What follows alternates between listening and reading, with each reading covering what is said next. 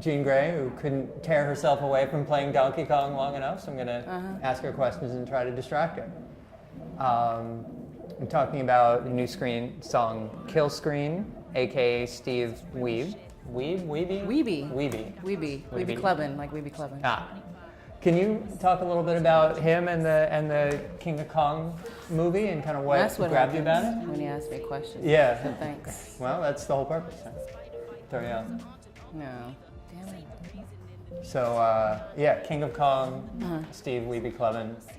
Steve Weeby Clubbin'. That's awesome. What about the movie and him grabbed you? Number one, I'm fascinated by anything 80s. And clearly because I'm not an 80s baby or a 90s baby, I guess, which is more popular now, which is crazy. Yeah. It's a nice kind of return to everything. And I was fascinated with Billy Mitchell because he's like the perfect 80s villain, even if it was just a fucking karate movie. I would want to see him with that hair and just being a complete dick. And Steve was the good guy. You wanted him to win. And if it was a movie, just not actual life, it couldn't have been written any better. And his, you could possibly say it was obsessiveness, but it was still dedication and passion, and he wasn't douchey about it. And the clear line between him and Billy was great. And you had a villain and you had a hero. Makes sense. And the kill screen aspect, right? The kill screen is the part of the game that is unplayable due to programming oversight. Yeah, not level 1. Right, not level 1. No. Basically, the programmers never expected anyone to get that far. Right. Right, which, so what does that concept mean to you in terms of like your art, your career, like what grabbed you about the kill screen idea? I think the entire sentence, programmers never expected me to get this far. I think that there was definitely a lot of, ow. By the way, that would really hurt. Right, in real life. That was fucking terrible. Don't throw barrels at people. You said something about time, and you'd said in that MTV interview, you said, I think all of our past, present, and future spaces are all intertwined, all folded to each other. If you can change your future, it changes your past. And I know that's been a big idea for you lately. I was hoping you could talk a little bit about that. What's the deal? I'm definitely a firm believer that, space and time are all, I think we have the freedom to move around in them. Not this guy. Right.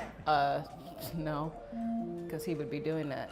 And I think the idea of if you change your future, you can change you are changing your past at the same time. Just in general, if I do something that I wasn't going to do in 2014,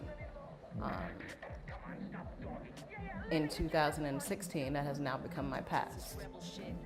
And I think it's all kind of the same things, and you can really, really decide what path you want to take, and it's never too late, because there isn't a too late to actually decide to do something else, and whatever you're doing affects how you tell your story from there.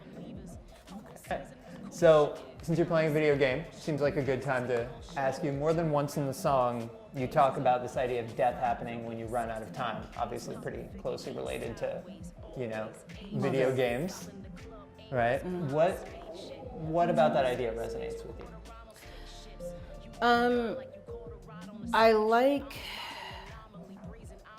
I guess, going back to the time thing, I don't think that, I'm a definite believer in, infinite consciousness, I guess, and, that the physical body goes and that's going to stop, and maybe I won't be able to sit here playing video games, and that's fine, because I don't really want to be physically immortal. That would kind of suck. I don't want to be around for all the other stuff. And I think that a lot of people really place a huge burden on themselves with, I need to get this done, I need to get this done, or you know, none of that's gonna be possible because you all gotta go sometime. I'm like, yeah, but I mean, I just don't understand if you really understand the fact that we all actually are just made of energy and it's something that can't be destroyed, then there is kind of no running out of time.